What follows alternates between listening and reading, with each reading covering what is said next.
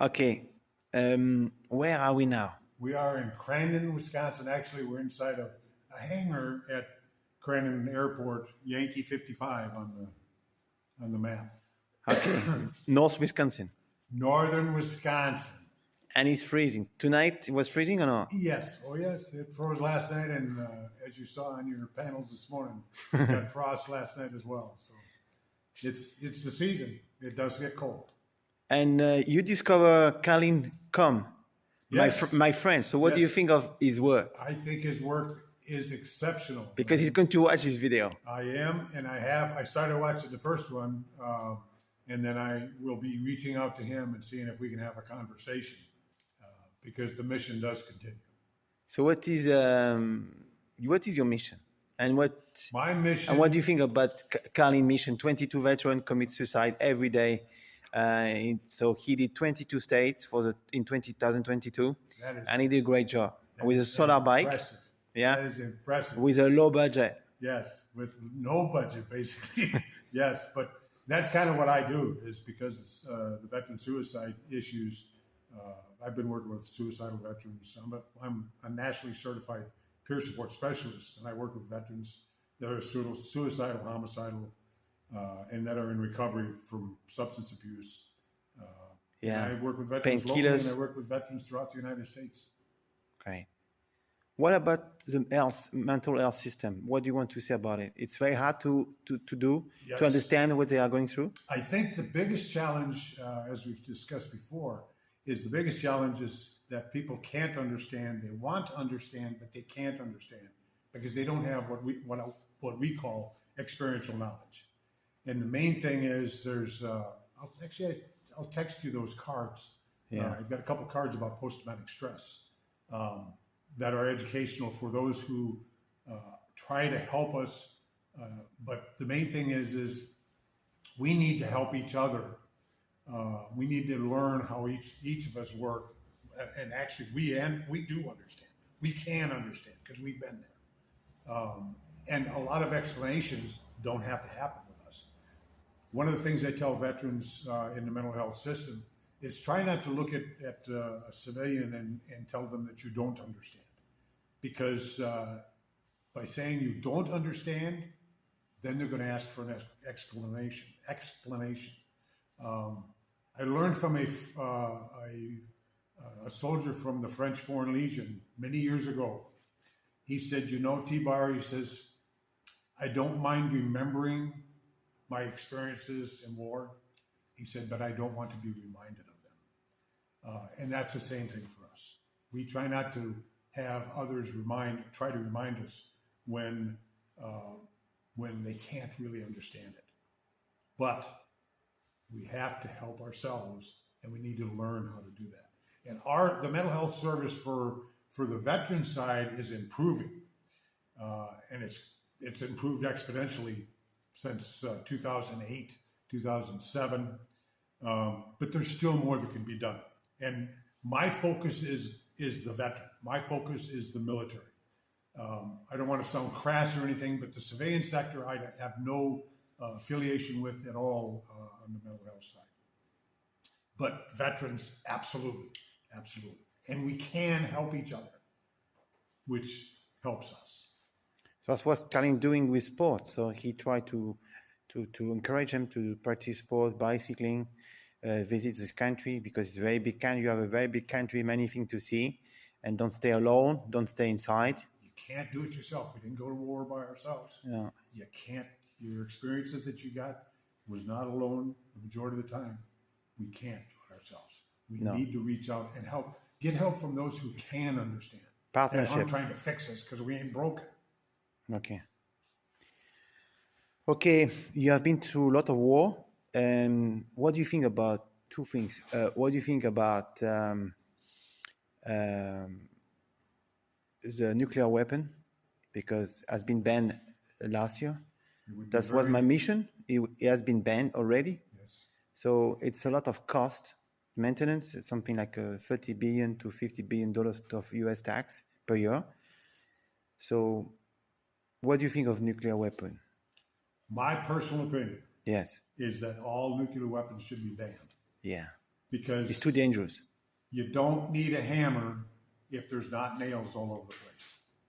And it only takes one crazy to have their hands on one of those stupid things to cause all kinds of problems through anywhere in the world. But I think it may have served its time, whenever. I think that's like some of the other weapons the conventional weapons that have been banned. I think that absolutely the world should come together and say, we have to do whatever we can to get rid of nuclear weapons, because then it can never be used as that hammer. Yeah, and then now nuclear weapon have been banned, so you cannot use it outside your country. You can only use nuclear bomb in your country. So anyway, it's a very dangerous weapon, and also you can't even use it. So why not to ratify the treaty? The USA should ratify the treaty. I like that a lot. Okay, and your father-in-law fought the war in Italy, and now this week was elected 100 years later, a young woman who believed that Mussolini was a great man. So it's like history is history bad. repeating itself. It's repeating itself. But why is that? And I'm going to tell you what, I don't know if you know about Paul Harvey, but Paul Harvey was a commentator on radio for years and years and years. Used to listen to when I was a kid and as an adult. And his statement was, we repeat history because we don't teach history. If we learn history, we can't, if we learn history, we have the ability to stop repeating it. And the problem is, as Paul Harvey said, we repeat history because we don't teach history. And I think, it's a shame that it's happening, but it happens again and again and again. It's the same with climate change, because you're also a Marines pilot. You know that seashore are rising everywhere on the planet, the beach, and also you have been seeing wildfire everywhere, more than before. So what do you want to say to the people that doesn't say, they say climate change is normal, as always happening, and it doesn't have nothing to do with human? Well, my statement too on climate change. Number one, if you think climate change is a joke, then go live on a coast. Move your permanent residence to a coast. Just make sure you put it on floats, because it's probably going to float. But number two, it's not a joke. If we don't change something, the world is going to change where we can't change it. We have to change what's going on. The things that are happening. We are close to the cliff. Yeah, we're standing on the edge of the cliff, and someone's coming along and going to push us off. And that's wrong. That's wrong. I think that the weather cycles may very well be, a constant worldly thing. But would you not want to err on the side of right? Would you not want to err on the side of a little more safety? Would you rather wait for 50, 60 years and say, oh, darn, I wish I had? No, don't have regrets. It's not 50 years, it's 7 years. Yeah. Well, 50 years from now, it's not going to matter to me. Yeah, I'm going to we have 7 years now to fix it. So it's, I would rather do something today. And it's like the commercial said the other day, when's the best time to plant a tree? 5 years ago. Mm-hmm. If you didn't do it 5 years ago, do it today. And the same thing with this. When should we have changed our carbon footprints on this earth? When should we have changed this, that, and the other thing that's affecting climate change? 5 years ago, 10 years ago, 20 years ago. But since we didn't do that, why not do it today? Why not start today? Okay, we're going to finish something positive. You're doing something like it's called Civil Air Patrol. Civil Air Patrol, yes. So what is your job? I used to be in the Civil Air Patrol. I still get called periodically to go do things related to the Civil Air Patrol. Because you have a big forest. But it's easy to get lost. Yeah, that's we actually do searching for people on the ground, but our primary job is to locate downed aircraft. And in the Northwoods, I mean, this is all forest up here. Well, the majority of it's forest. So we get involved in that periodically, either ground search or air search. I am no longer an active member of the Civil Air Patrol, but they still give me a call because I got the meatball on my tail there. Okay, thanks so much, Tibar, for all your experience, and we pleasure. respect any opinion anyway. You just keep doing what you're doing because it's a good cause. And remember, get a little warmer clothes because it's going to get cold before Montreal. Okay, we are in Tomahawk. Okay. And can you introduce yourself, your shop, what you're doing for and what is the idea to ride in the winter? Sure. I'm Mike Belisle. I'm the owner here at Coaster Cycle Works, downtown Tomahawk, Wisconsin. We're standing in front of a big fat bike here. We got the chill in the air, fall's here, and we're ramping up for fat bike season. So this thing is basically a two-wheeled monster truck that'll roll over anything, as well as keep you afloat on the snow if you have the legs for it. You can run this tire down to 5 PSI with the tube in it without getting a pinch flat. The holes in the top here, you can add studs to the tire to keep you from slipping when we get into the thaw and freeze times. Just great multi-purpose bikes, take you anywhere. What about the clothes? Well, usually I like to dress how I like to dress for cross-country skiing. Oh, great. Good breathable fabrics, whether it's, synthetic or natural, whatever you depend on. But the rule of thumb is when you get to the trailhead with skiing, you should always start at the trailhead on a bike like this. You should be chilled because you know that you will warm up on a high aerobic activity. So. Great. Wow. So yeah, another one here. Yep. Very large. Another one here. We've been waiting 2.5 years for fat bikes. Since the mess in the world. That's the thing, so because it's a big year for us. But it's everywhere the same. So now it's and many people want to buy bike now. Yes. It's big thing. Biking has become very, very important in most people's lives, and with the e-bike market now, it's getting a lot more people introduced to biking and just being outside, being active. So certainly. And people say in North Wisconsin it's very cold, but it can be very. This is the best season to ride bike now. Right now, yes. You got the fall colors. It's a little bit cooler. There's a lot of people who don't want to ride all summer and they wait till the fall to ride because it's gorgeous and it keeps you cool while you ride. You don't get overheated like on that hot July day. So yeah, we're very busy with service work right now. Thanks so much for your taking care of our planet and to find good solution even for people on the north. Very Thanks. Good. Safe travels, everyone. So now they're going to organize a e-bike tour on the city, so that people can use it. So you see everything is e-bikes.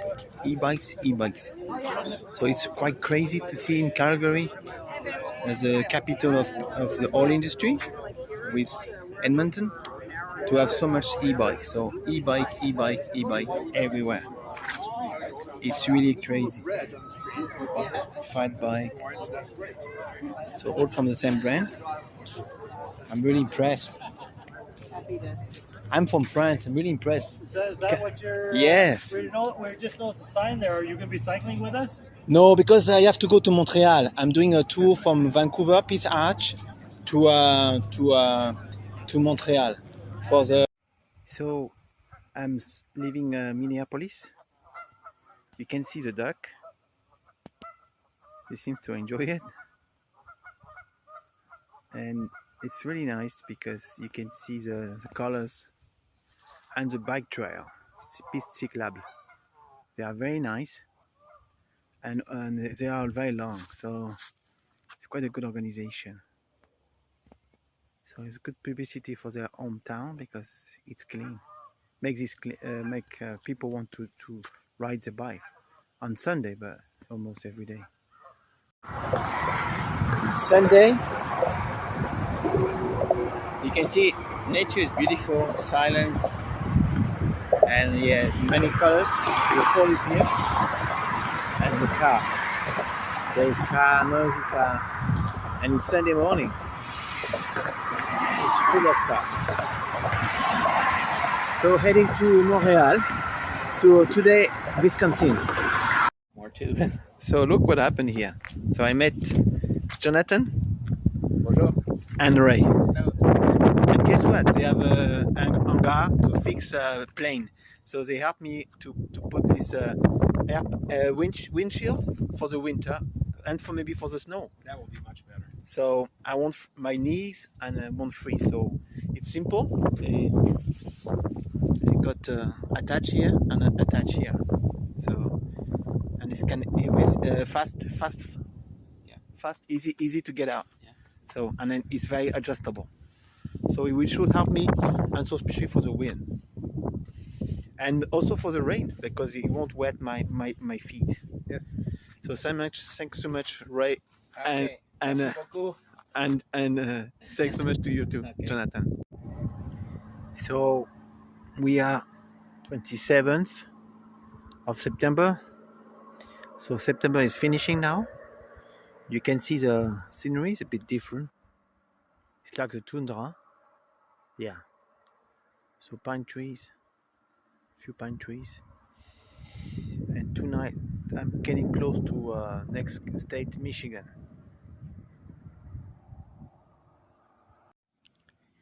It is a last warm day, warm afternoon. The night is freezing now. And yes, so I'm closing to Marquette and Sault Ste. Marie maybe Tuesday night, and after I still have a long way to go. Something like 800 miles, and then I don't really know what's going to happen. But for the moment, I have to look warm clothes.